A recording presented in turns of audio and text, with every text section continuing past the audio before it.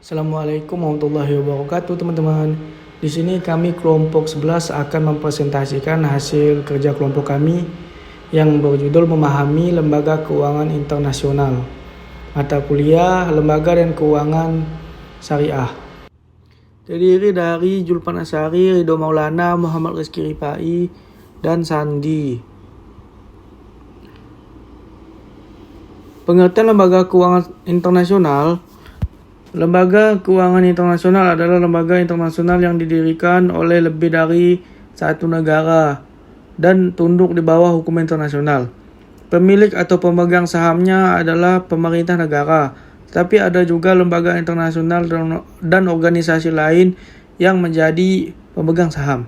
Beberapa lembaga keuangan internasional ternama dibentuk oleh beberapa negara.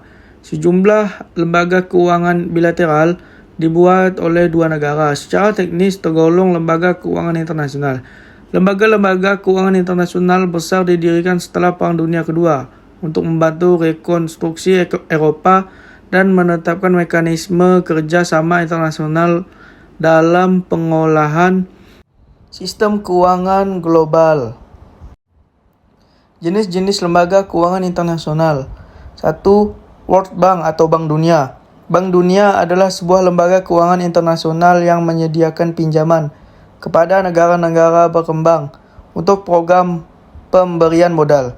Tujuan resmi Bank Dunia adalah pengurangan kemiskinan. Menurut Articles of Agreement Bank Dunia, seluruh keputusan harus diarahkan oleh sebuah komitmen untuk mempromosikan investasi luar negeri, perdagangan internasional, dan memfasilitasi investasi modal. Bank Dunia memiliki 5 lembaga, yaitu yang pertama IBRD, International Bank for Reconstruction and Development, memberi pinjaman dan bantuan pembangunan bagi negara berpenghasilan menengah. IDA, International Development Association, memberi kredit lunak dan mitra pembangunan untuk negara miskin. IFC, International Finance Corporation, memberi bantuan pembiayaan investasi bagi negara berkembang. MIGA, yaitu memberi pinjaman, pengembangan skill, dan sumber daya perlindungan kepada investor atas risiko politik. ICSID, yaitu memberi bantuan arbitrasi dan penyelesaian atas permasalahan investor dengan negara di mana lembaga ini berinvestasi. Fungsi Bank Dunia, memberikan pinjaman untuk proyek-proyek produktif demi pertumbuhan ekonomi di negara-negara sedang berkembang yang menjadi anggotanya. Pinjaman lunak digunakan untuk industri pembangkit tenaga listrik, pembangunan jalan, rel KIA, pelabuhan, bandara, saluran pipa migas, telekomunikasi, pertanian, industri, pengadaan air, pendidikan, dan juga ekspor dan impor. IMF, International Monetary Fund. Dana Moneter Internasional IMF adalah organisasi internasional yang bertanggung jawab dalam mengatur sistem finansial global dan menyediakan pinjaman kepada negara anggotanya untuk membantu masalah-masalah keseimbangan neraca keuangan masing-masing negara.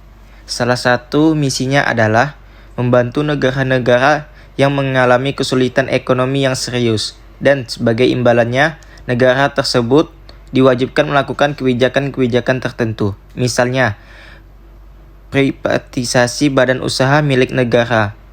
Tujuan IMF: yang pertama, meningkatkan kerjasama moneter internasional. Kedua, mengembangkan ekspansi dan pertumbuhan seimbang dalam perdagangan internasional. Yang ketiga, meningkatkan stabilitas kurs. Yang keempat, menurunkan restriksi kurs.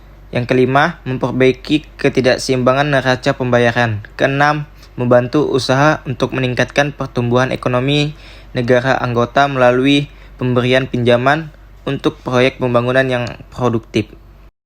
The ASEAN Development Bank (ADB). ADB atau Bank Pembangunan Asia adalah lembaga pengembangan keuangan internasional yang melaksanakan penyaluran dana, mensupport investasi, dan memberikan technical assistance pada negara-negara berkembang yang menjadi anggotanya.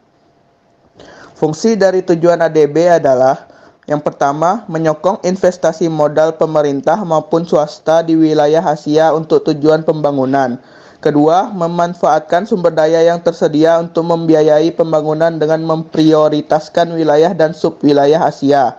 Sangat diutamakan adalah kebutuhan dari negara-negara kecil atau negara yang sulit berkembang di wilayah Asia. Demikian pembahasan yang bisa kami paparkan dari kelompok 11, kurang lebihnya mohon maaf.